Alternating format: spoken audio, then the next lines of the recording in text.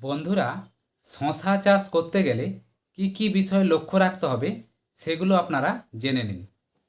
প্রথমত, শশা চাষ করতে গেলে আপনাকে সঠিক জাত নির্বাচন করতে হবে।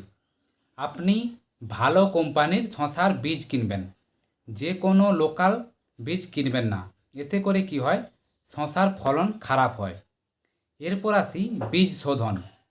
আপনাকে সবসময় কি করতে হবে, বাজার থেকে যে আপনি বীজটা কিনলেন সেটাকে আপনি ভালো করে বীজ শোধন ওষুধ দিয়ে আপনি ওই বীজটা শোধন করে নেবেন। শোধন করে তারপর ওই শশা বীজটি লাগাবেন। এতে করে কি হয়, ওই শশা বীজের রোগ পোকার সংক্রমণ অনেকটা কমানো যায়। এবার আসি শশা গাছের যে সমস্ত রোগ। শশা গাছের দেখবেন পাতা অনেক সময় কি হয়, হলুদ হয়ে যায়। তখন কি আমাদেরকে প্রয়োজনীয় ছত্রাকনাশক যদি আমরা টাইমে না দিতে পারি, সেক্ষেত্রে কি হয়, ওই গাছের রোগ আরও বেড়ে যায়। কিংবা অনেক সময় দেখবেন শশা গাছের পাতা আবার সাদা গুঁড়ো গুঁড়োর মতো হয়ে যায়। পাতাতে দেখবেন একটা পাউডারের মতো আস্তরণ থাকে।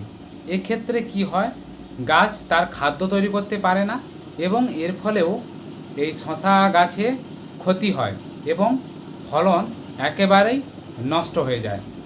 আর একটা জিনিস খুব গুরুত্বপূর্ণ সেটা বলি, সেটা হলো শশা গাছের অনেক সময় কি হয় দেখবেন পাতা কুঁকড়ে যায়। এটা একটা বিশাল মাপের সমস্যা। এই সমস্যাটার জন্য আমরা যদি সময় মতো ওষুধ ব্যবহার না করি, তাহলে দেখবেন কি হবে না, গাছের পাতা একবারে কুঁকড়ে যাবে এবং এর পাশাপাশি শশাও দেখবেন বেঁকে যাবে, ফলন একবারেই ব্যাহত হয়ে যাবে। তাই এই রোগগুলোকে অবিলম্বে নিরাময় আপনাকে করতেই হবে।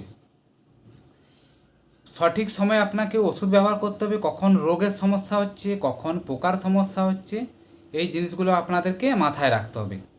এবার আসি আবহাওয়া বা ওয়েদার। আবহাওয়ার সমস্যাতেও শশা গাছের বিশাল ক্ষতি হয়।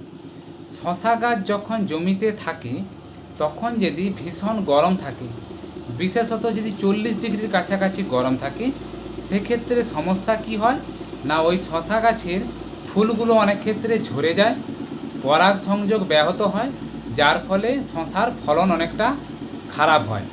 এটা একটা শশা গাছের বড় সমস্যা। আবহাওয়া খারাপ হলেই বিশাল ক্ষতি হয়। ঠিক আছে, শশা গাছের পরাগ সংযোগ ঠিকঠাক হচ্ছে কিনা সেটা আপনাদেরকে অবশ্যই লক্ষ্য রাখতে হবে। ঠিক আছে, আর পর্যাপ্ত পরিমাণে আপনাদেরকে সেচ সব সময় দিয়ে রাখতে হবে। হ্যাঁ, খুব বেশি সেচ দেওয়াও চলবে না, এতে করেও শশা গাছের ভীষণ ক্ষতি হয়। এই কয়েকটা জিনিস আপনাদেরকে অবশ্যই মেনে চলতেই হবে। আরও অনেক কিছু থাকে, কিন্তু এগুলো প্রধান জিনিস। এগুলো আপনি যদি মেনে চলেন, দেখবেন শশার ফলন খুব ভালো হবে এবং খুব ভালো রেজাল্ট পাবেন। আর শশা কোন সময় ভালো দাম থাকে, সেই বাজার দর দেখে আপনি কিন্তু শশা চাষটা করবেন।